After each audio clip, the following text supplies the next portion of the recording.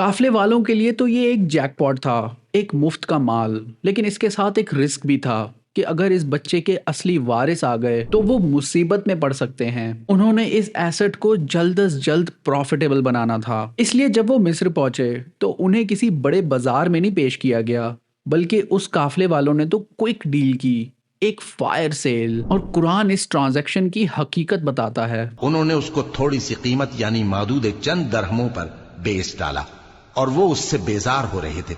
आखिर वो काफले वाले यूसुफ अलैहिस्सलाम से बेरगबत क्यों थे?